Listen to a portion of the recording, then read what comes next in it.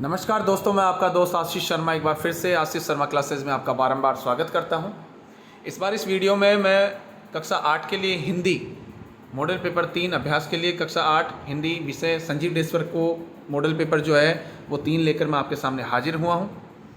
Video को start करने से पहले मैं आपको बता देना चाहता हूँ कि अगर आप इस चैनल पर नए हैं तो चैनल को सब्सक्राइब कीजिए, बेल आइकन को दबाइए ताकि आने वाला जो भी लेटेस्ट वीडियो है वो आप तक तुरंत पहुँच जाए। वीडियो को अंत तक देखें, अंत तक हमारे साथ वीडियो पर बने रहें ताकि आपके लिए ये रामबाण सिद्ध हों और अच्छे से आप प्रैक्टिस करके अपनी परीक्षा को जो है अच्छा पेपर कर सकें। अब देखिए, इसमें 2.5 घंटे का पेपर रहेगा, पूर्णांक 80 नंबर का रहेगा और इसमें परीक्षा संबंधी सामान्य निर्देश जो है जैसा कि सभी परीक्षाओं में आपने देखे हैं और पढ़े भी हैं, तो इसमें परीक्षाओं संबंधित सामान्य दिशा निर्देश हैं। इनसे हमारा कोई लेना देना नहीं है। हमारा जो है वो पहला प्रश्न है, वस्तुनिष्ठ प्रश्न होंगे तो सही विकल्प चुनकर कोष्टक में लिखिए। अब पहला प्रश्न है कि बदलू ने जमींदार को चूड़ियों का जोड़ा क्यों नहीं दिया, तो इसका आंसर हो जाएगा घ, कम दाम पाने के कारण। इसी प्रकार अगला है कि पृथ्वी की आकर्षण शक्ति के बारे में किसने बताया, तो इसमें आंसर हो जाएगा कि पृथ्वी की जो आकर्षण शक्ति है उसके बारे में अपने न्यूटन ने बताया। इसी प्रकार तीसरा प्रश्न है, जहाँ पहिए हैं पाठ में आए नवसाक्षर शब्द का अर्थ है। अब इसमें नवसाक्षर शब्द का अर्थ है, ये पाठ है जहाँ पहिए हैं, इसमें पाठ में आए हुए नवसाक्षर शब्द का अर्थ है नई साइकिल चलाना सीखना। चौथा प्रश्न है कि थामने को बैठा है हाथ एक, किसे थामने के लिए कहा गया है, तो एक गिरती हुई पत्ती के बारे में यहाँ पर बताया गया है। घ इसका आंसर हो जाएगा। आगे देखते हैं हम। पांचवा प्रश्न है कि कबीर के अनुसार ईश्वर की भक्ति कैसे की जा सकती है, तो इसमें आंसर है मन को एकाग्र करके।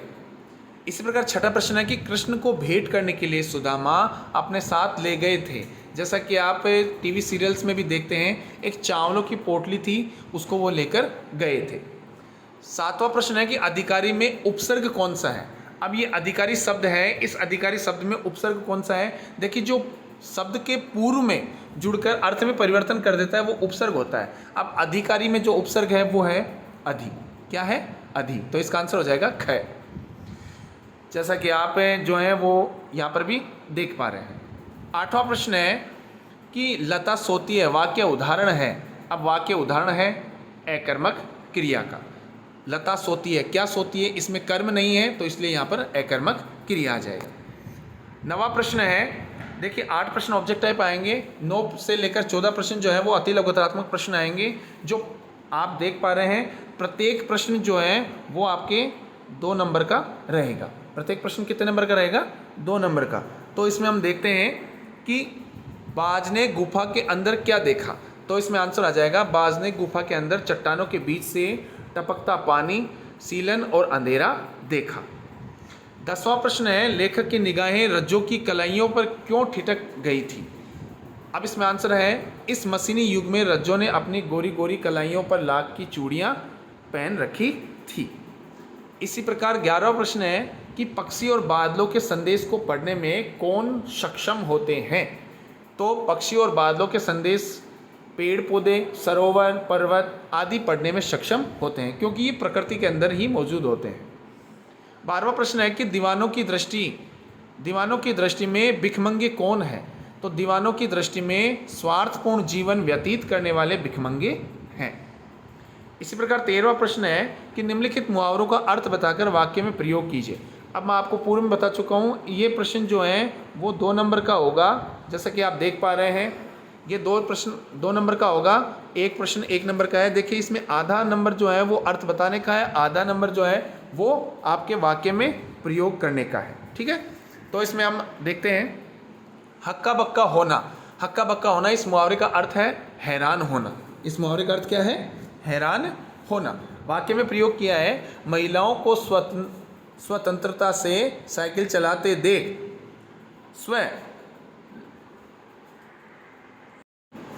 स्वतंत्रता से साइकिल चलाते देख पुरुष हक्के बक्के रह जाते हैं। इस प्रकार दूसरा प्रश्न है उद्यम मचाना। अब उद्यम मचाना एक स्वाभाविक आप समझ पा रहे होंगे, उद्यम मचाना मतलब है शरारतें करना, मतलब बदमाशी करना या शैतानी करना। वाक्य में प्रयोग है अध्यापक के कक्षा से बाहर जाते ही छात्र उद्यम मचा रहे हैं या मचाते हैं। 14वां प्रश्न है कि मचाने लगे। 14वां प्रश्न है कि निंदा का विलोम शब्द प्रशंसा है, निम्नलिखित शब्दों के विलोम शब्द लिखिए। अब देखिए यहाँ पे आप देख पा रहे हैं कि इसमें भी ये प्रश्न जो है वो 2 नंबर का है, एक प्रश्न 1 नंबर का है और दूसरा प्रश्न भी 1 नंबर का है। तो इस प्रकार ये प्रश्न जो है वो 2 नंबर के हो गए। अब नीरस है तो नीरस का हो जाएगा सैरस। इसी प्रकार कृतज्ञ है तो इसका हो जाएगा कृतज्ञ। ये 9 से लेकर 14 प्रश्न तक हमने हल किए। अब यहाँ पर देखते हैं 15वां प्रश्न लघुतरात्मक है। जो 15 से लेकर 22 तक जो प्रश्न दे रखे हैं वो आपके लघुतरात्मक प्रश्न दे रखे हैं और प्रत्येक प्रश्न जो है वो आप देख सकते हैं यहाँ पर 4 नंबर का दे रखा है। प्रत्येक प्रश्न कितने नंबर का दे रखा है? 4 नंबर का दे रखा है। तो प्रश्न है आजकल जीवन के महान मूल्यों के प्रति लोगों की आस्था क्यों हिलने लगी है? तो इसमें आंसर है क्योंकि छली कपटी व्यक्ति ईमानदारी की परवाह न करके फल फूल रहे हैं। ऐसे माहौल में जीवन के महान मूल्यों के प्रति लोगों की आस्था हिलने लगी है। आगे देखते हैं हम। 16वां प्रश्न है साइकिल चलाना किसका प्रतीक बन गया? अब इसमें आंसर लिखा है साइकिल चलाना महिलाओं की व्यक्तिगत आज़ादी का प्रतीक बन गया। इससे उन्हें पूर्ण स्वतंत्रता मिल गई, वे कहीं भी किसी भी समय बंधन मुक्त होकर आ जा सकती हैं। ठीक है। 17वां प्रश्न है सड़क सुरक्षा की दृष्टि से वाहन चालक के 4 कर्तव्य बताइए।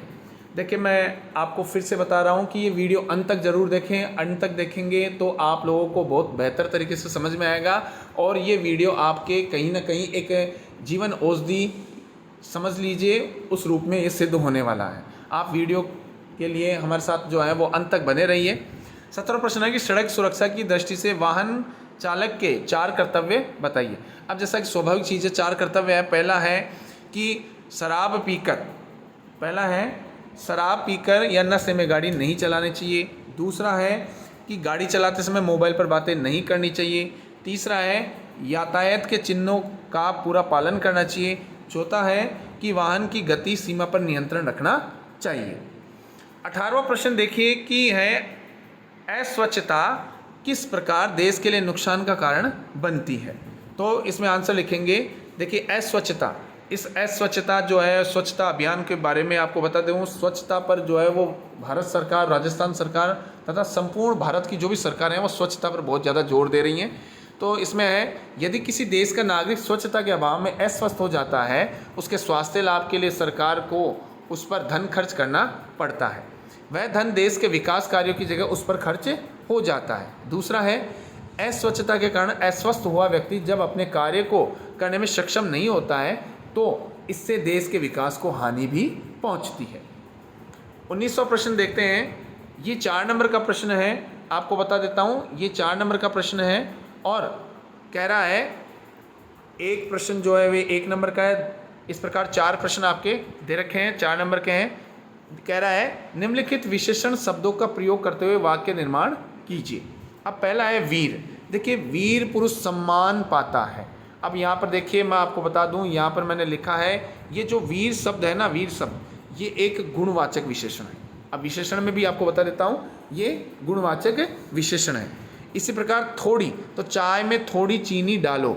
अब ये जो थोड़ी शब्द है वो एक परिमाणवाचक विशेषण है। इसी प्रकार 10 है, कल मुझसे मिलने 10 आदमी आए थे। तो ये जो 10 शब्द है ये एक संख्यावाची विशेषण है। इसी प्रकार अगला है कि काली, तो इसमें लिखा है काली साड़ी किसके पास है। तो यहाँ पर ये काली जो है ये काली शब्द है वो एक गुणवाचक विशेषण है। आगे देखते हैं 20वां प्रश्न। 20वां प्रश्न है कि निम्नलिखित पद्यांश की सप्रसंग व्याख्या कीजिए।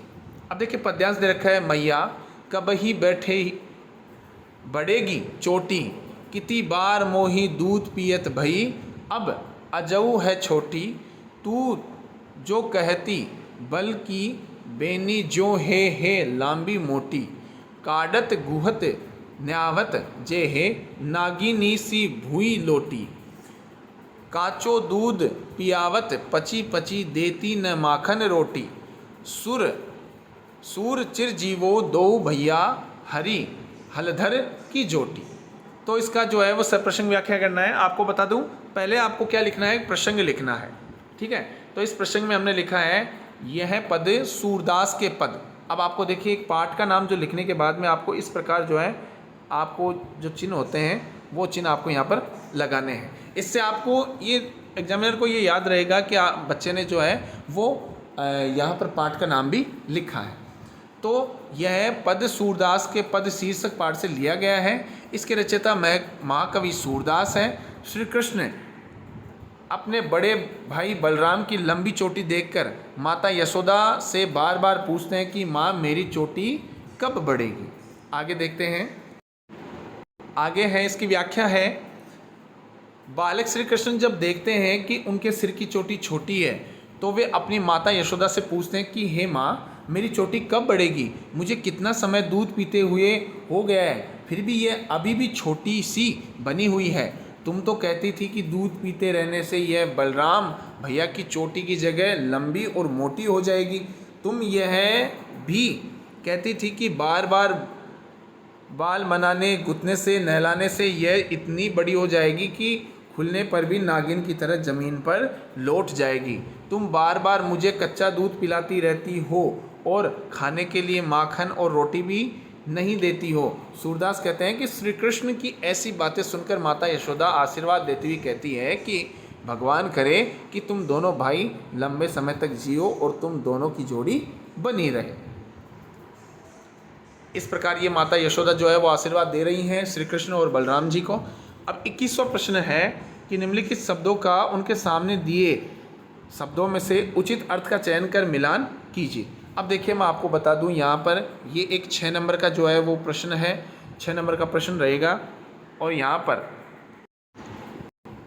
पर जो है वो आपके सामने 6 देख पा रहे हैं आप। यहाँ पर 6 जो है खंड क को खंड ख से मिलाने के हैं, इनमें आपको मिलाना होगा। अब देखिए, आप देख सकते हैं कि यहाँ पर जो पेठी है वो मिलान हो जाएगा बैठकर से, सुधारस है वो मिलान हो जाएगा अमृत से, इसी प्रकार दुहेली है वो मिलान हो जाएगा अपने कष्टकारी से, इसी प्रकार प्रतीक्षा है तो वो मिलान हो जाएगा अपने इंतजार से, और पाँखों ये मिलान हो जाएगा अपने पंखों से, और जो अंतिम बचा है आलम ये हो जाएगा माहौल से। ठीक है, इस प्रकार आपको यहाँ पर जो है वो मिलान चिन्ह कर देना है। आगे देखते हैं हम 22वां प्रश्न। दिए गए कोष्टक में से उचित शब्दों का चयन कर रिक्त स्थानों की पूर्ति कीजिए। अब ये 6 नंबर का प्रश्न है और प्रत्येक प्रश्न जो है वो 1 नंबर का है, जैसा कि आप देख पा रहे हैं। पहला है, हम खालिस्तान की दुनिया में स्वच्छंद लुटाकर प्यार चले। अब जो ऊपर आपके दे रखे हैं, ये जो आपके अंडरलाइन जो आप देख पा रहे हैं स्क्रीन पर, इसके जो एक ब्रैकेट में जो शब्द बंद कर रखे हैं, इन शब्दों में से आपको एक एक शब्द जो है इन खालिस्तान में भर के छांट के यहाँ पर लिखने हैं। तो यहाँ पर है, हम भिखमंगों की दुनिया में स्वच्छंद लुटाकर प्यार चले। दूसरा है, हम तो समझ नहीं पाते। तीसरा है,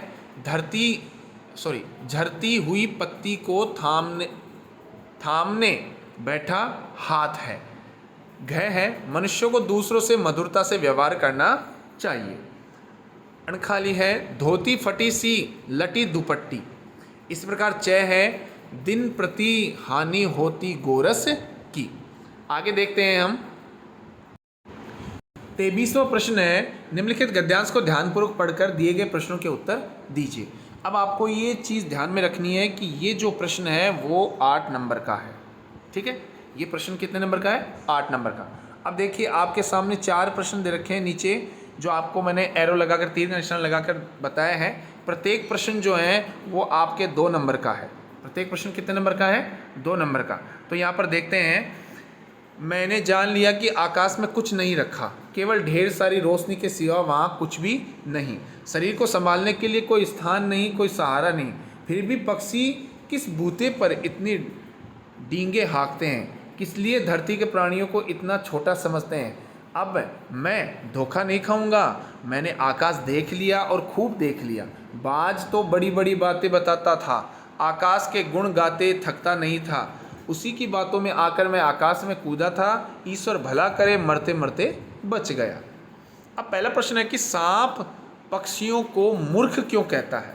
तो इसका आंसर है, सांप के अनुसार पक्षी धरती के सुखों को अनजान रहकर असीम आकाश की ऊंचाइयों को ही नापते रहते हैं, इसलिए सांप पक्षियों को मूर्ख कहता है। इस प्रकार ख है, सांप ने आकाश के संबंध में क्या जान लिया था? तो इसका आंसर है, सांप ने ये जान लिया था कि आकाश में ढेर सारी रोशनी के अलावा कुछ भी नहीं है, वहाँ शरीर को संभालने के लिए कोई स्थान नहीं है, फिर भी पक्षी आकाश को लेकर काफ़ी डींगे मारते रहते हैं। ग है कि सांप ईश्वर का धन्यवाद क्यों व्यक्त करता है? तो इसका आंसर है, सांप भी आकाश में उड़ने के लिए कूदा, परंतु वह धम से चट्टान पर जा गिरा और मरते मरते बचा। इस तरह जान बच जाने के कारण वह ईश्वर को धन्यवाद व्यक्त कर रहा है। घ है कि नीचे लिखे शब्दों के विलोम शब्द गद्यांश में से ढूंढ कर लिखिए। अब बेसहारा है तो इसका विलोम शब्द हो जाएगा, आप देख सकते हैं, सहारा। और अवगुण है तो इसका विलोम शब्द हो जाएगा गुण। अब 24वां प्रश्न है, आपने 8वीं कक्षा उत्तीर्ण कर ली है और 9वीं कक्षा में प्रवेश लेना चाहते हैं। अपने विद्यालय के प्रधानाध्यापक जी को स्थानांतरण प्रमाण पत्र अर्थात जिसे आप कहते हैं टीसी हेतु प्रार्थना पत्र लिखिए। तो इसमें प्रार्थना पत्र जैसा कि आपके अध्यापक ने बताया होगा और मैंने यहाँ पर लिखा है, ध्यान से देखिए। सेवा में श्रीमान प्रधानाध्यापक जी, राजकीय माध्यमिक विद्यालय अजमेर। विषय है टीसी प्राप्त करने हेतु प्रार्थना पत्र। आगे लिखा है, महोदय सविनय नम्र निवेदन है कि मैंने आपके विद्यालय से 8वीं कक्षा उत्तीर्ण कर ली है और अब मैं 9वीं कक्षा में अन्यत्र विद्यालय में प्रवेश लेना चाहता हूँ। इसके लिए मुझे स्थानांतरण प्रमाण पत्र टीसी की आवश्यकता है, अतः आपसे प्रार्थना है कि मुझे टीसी प्रदान करने की कृपा करें। और यहाँ पर आप जो है वो दिनांक, जिस दिन की दिनांक रहेगी उस दिन की दिनांक आप यहाँ पर लिख देंगे। प्रार्थी अंकेश कुमार, चूँकि उसमें आपके नाम नहीं दिया है तो यहाँ पर अपना स्वयं का नाम लिख सकते हैं, ठीक है। आगे 25वां प्रश्न है, एक निबंध विषय पर निबंध लिखना है। मैंने आपको यहाँ पर बताया है, यहाँ पे आपको स्वयं करना है, ये आपको बिल्कुल स्वयं करना है, क्योंकि जो भी विषय दे रखे हैं ये आपको निबंध याद ही करना पड़ेगा। और जैसे आपके जो है आपके अध्यापक जी ने बताया होगा वो आपको प्रस्तावना, उद्देश्य जिस किसी प्रकार बताया उस हिसाब से आपको ये जो है वो निबंध यहाँ पर लिखना होगा। मैं आशा करता हूँ कि आपको ये वीडियो बहुत ही अच्छा लगा होगा। अगर आपको वीडियो अच्छा लगा है तो अपने मित्रों से शेयर कीजिए, कमेंट करके हमें बताइए आपको वीडियो कैसा लगा है। और चैनल को सब्सक्राइब करना बिल्कुल भी ना भूलें, बेल आइकन को दबाइए ताकि आने वाला जो भी लेटेस्ट वीडियो है वो आप तक तुरंत पहुँच जाए। हम अगले वीडियो में फिर से आपसे मुलाकात करेंगे, तब तक के लिए हमें इजाज़त दीजिए। जय हिंद, जय भारत।